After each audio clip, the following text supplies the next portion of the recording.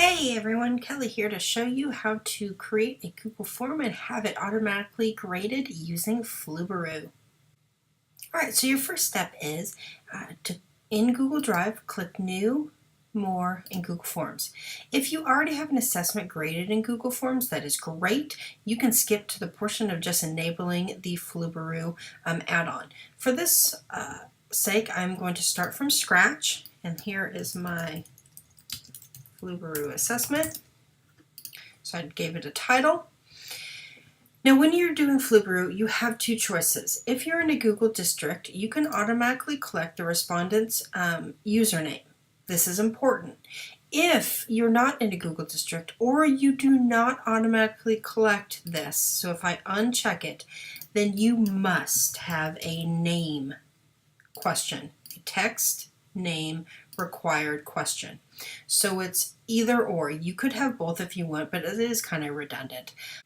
Okay, so since I am in a Google district, I'm going to keep it. I like to collect the respondent's username just so it keeps from confusion of the kids maybe just putting their first name and you have multiple kids with the same first name in the class. So I'm going to not keep this as name, but instead, when you are doing Flubaroo grading, now that there's advanced features that you can grade by hand, you can choose any one of these that you would like. If you want it to automatically grade it for you, here are the choices you can choose from. Text.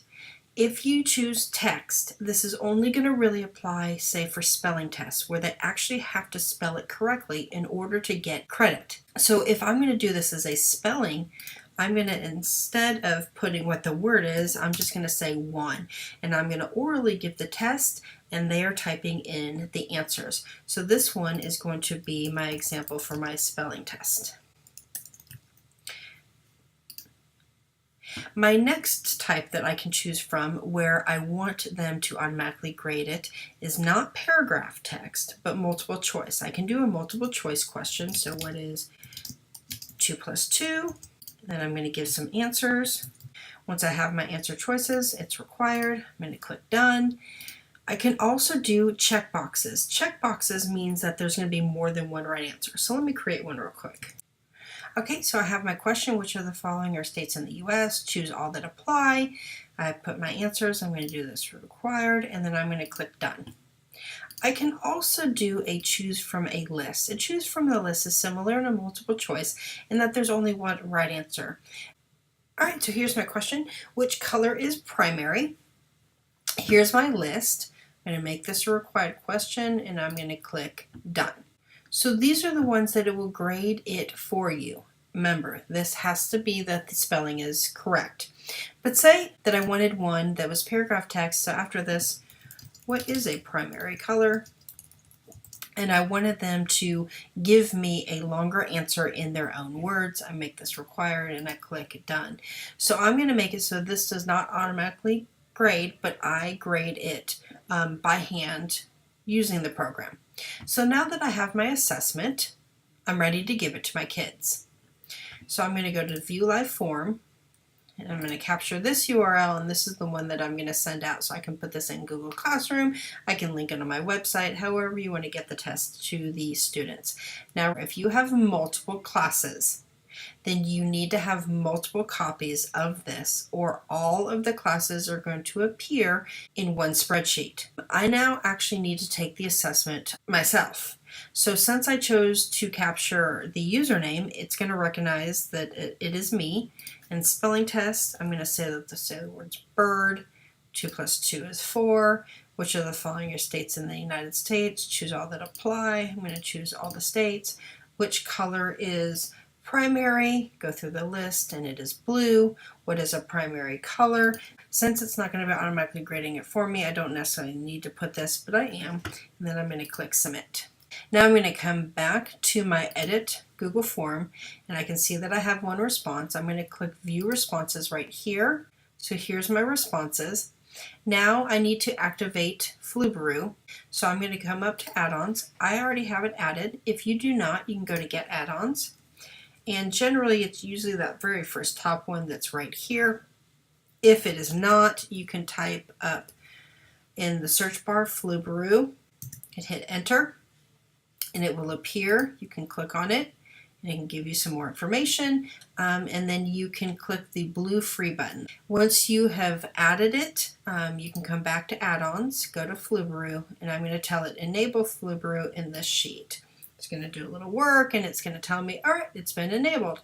So now it's ready to grade. But since I don't have actually any grades in here, I want to show you what happens if you tried to grade something and there wasn't enough submissions. You can go to Flubaroo and say grade assignment, and it's going to come back and tell me there's not enough submissions to perform the grading. So let me quickly create some submissions and then I will show you what happens. Okay, so now I have a couple submissions. So I'm going to come up to add-ons, go to Flubaroo, and say grade assignment. So in this case right here, I know one, this was for my spelling test. So I'm going to have this normal grading and say that I want to drop it to be 4 points weighted for this question. Username, it recognizes that this is identifying the student, so we're not going to grade this one. What is 2 plus 2? This is normal grading. It's an easy question, so I'm going to keep it 1 point. Which of the following your states in? So I know this particular one. I'm going to say make this 6 points. And then which color is primary? And this one right here is a 2-pointer. But this one right here, what is a primary color? This was the paragraph text one. So for here, I'm going to say instead of normal grading, I'm going to do grade by hand. And then this one, I'm going to give this more weight. Then I'm going to click continue. And then it's now going to ask me which one is the answer key.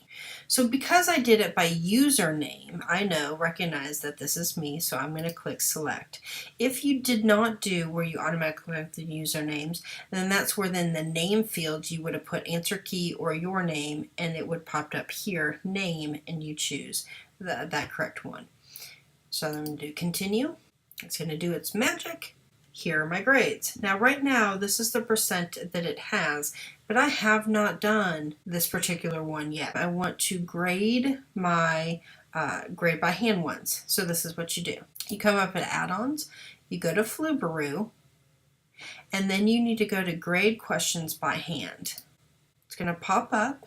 It's going to tell me who the student is. It's going to tell you what the question was, what is the primary color, and read student submission, a color that can't be created from other colors. Okay, so I'm going to give that 8 points. I can do notes. If you are emailing the grades to the kids, then you can leave feedback notes here, which is a great option. In my case, I am not, so I'm going to leave that blank, and then I'm going to set grade. Now once I have done that, I'm going to come up here and proceed to the next student. So I have here, what is primary color? A color that most people like. No, that is not correct. Say that it was partially correct. I could give partial credit, but in this case right now, it's a 0. I can leave feedback if I'd like, and I'm going to set the grade. If you had multiple ones that you're grading by hand, then you can stay on that student and toggle between the different choices and grade each student at one time. Just make sure that you're hitting the set grade for it. When I am done, I am going to click the X right here and say these are the points, and notice now it has changed the percentage based on the grade by hands. And this is how you can quickly have your assessments graded in Flubaroo.